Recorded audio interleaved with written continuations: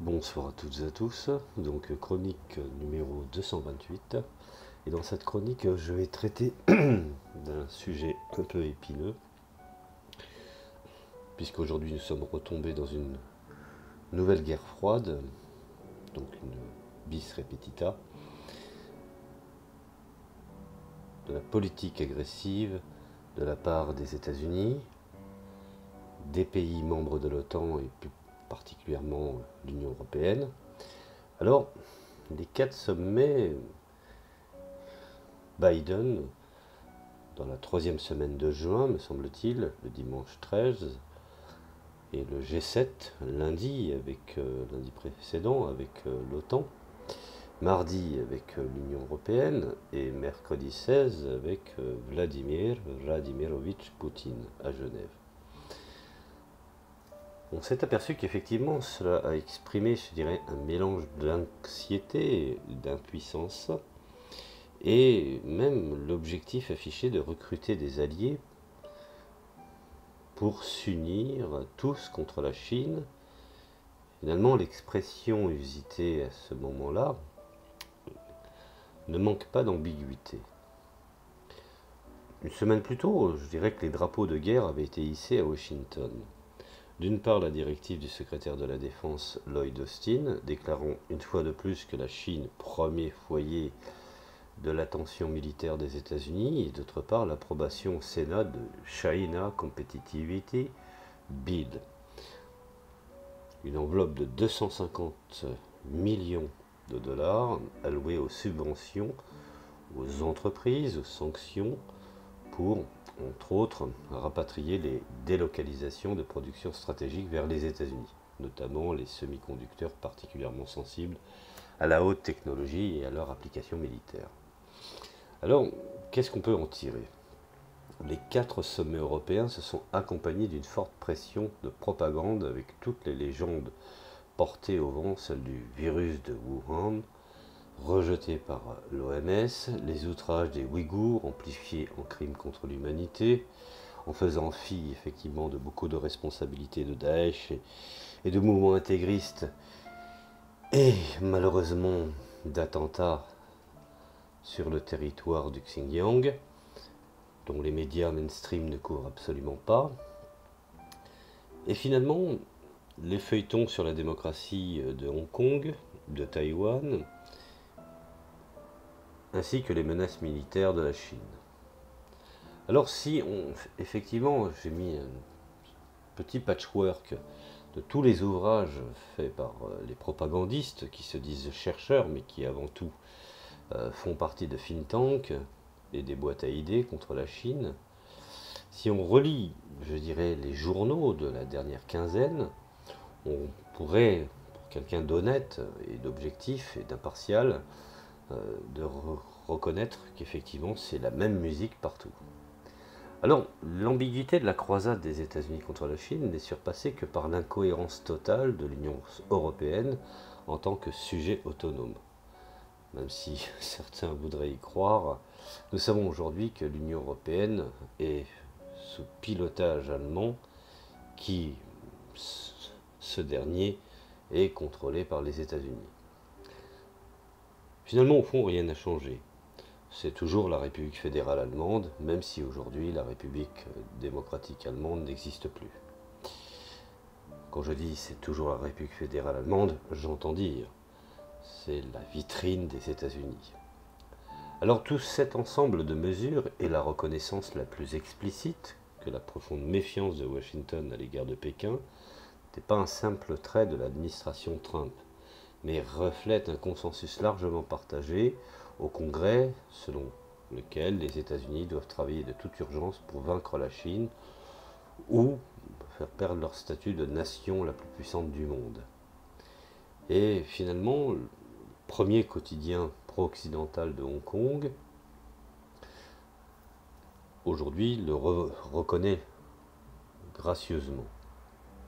Alors on le savait déjà, mais la nouveauté avec Biden, c'est que la prise de conscience qu'une telle croisade nécessite la mobilisation politique et militaire des alliés, notamment une certaine baisse de ton dans l'agressivité envers la Russie. et toute la panoplie de mesures, de déclarations qui laissent présager une grande, je dirais, angoisse qui pousse la machine au maximum. Mais est-ce suffisant? Alors, le G7 n'est plus à la hauteur, il faut se rendre à l'évidence. Commençons par le dimanche. Le G7 n'est plus à la hauteur du gouvernement mondial, et tout le monde le sait. Ce qui compte, c'est le G20 et non le G7. C'est précisément la raison pour laquelle l'Inde, l'Afrique du Sud, les fameux, je dirais, intervenants des deux BRICS, et la Corée du Sud ont été conviés au sommet. Lorsque le G7 a été créé dans les années 70 du 1er siècle, je dirais, les économies qui le composaient pesaient environ 70% du groupe mondial.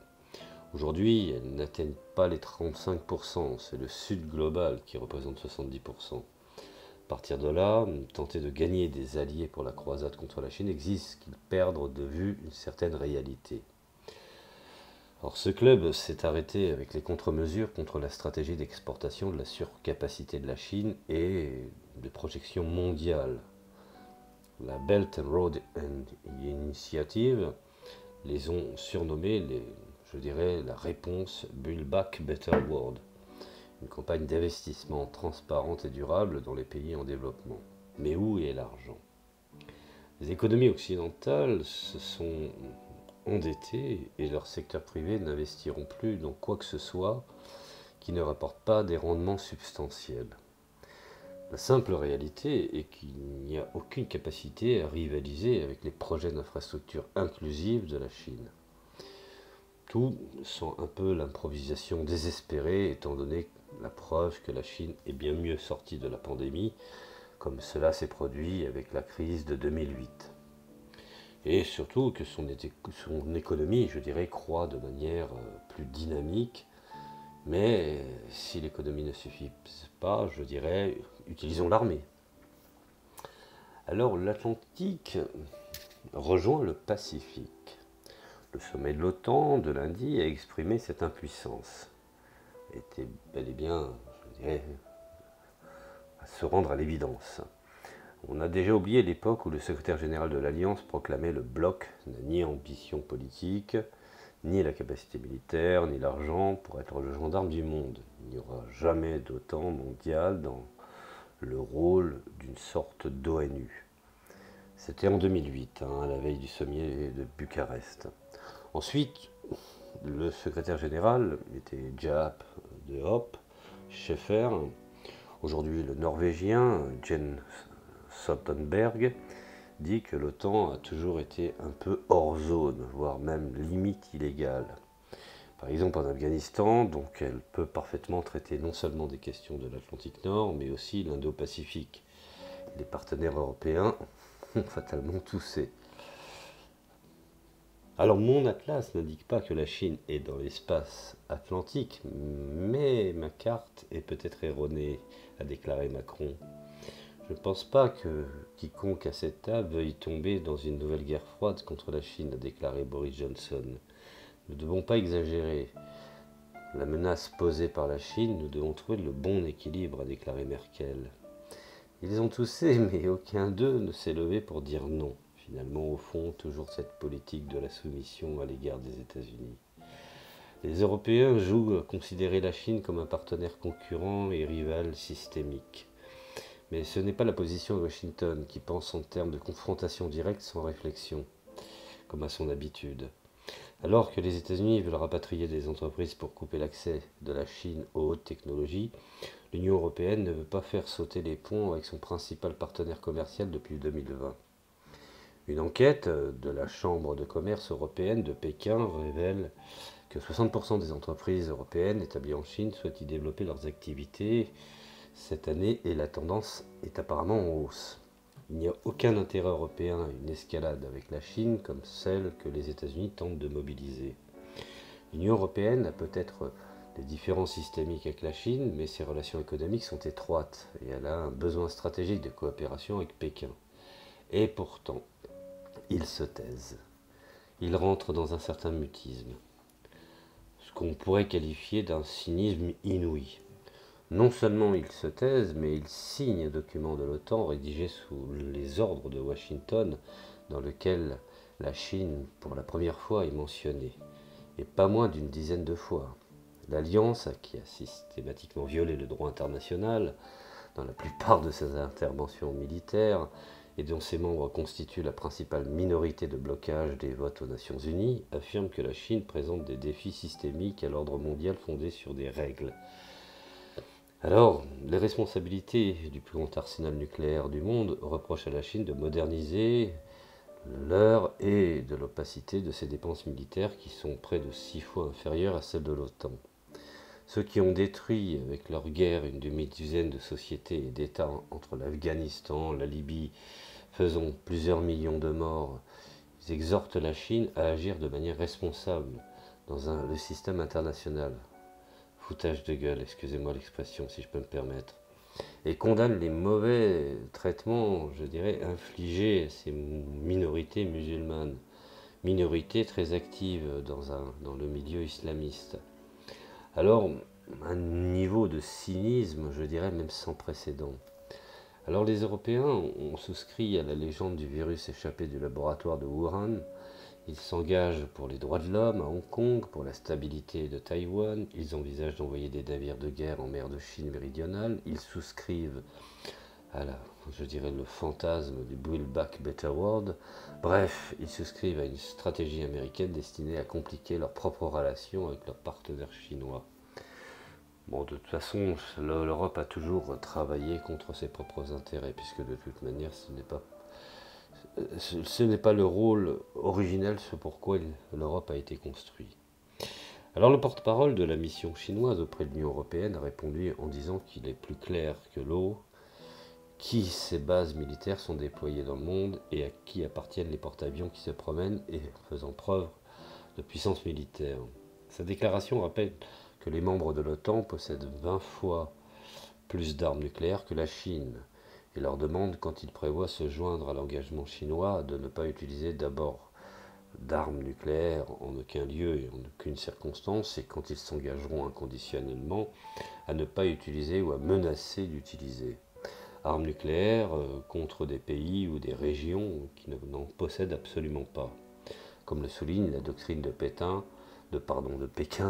en la matière, sans doute la moins folle des puissances nucléaires mondiales.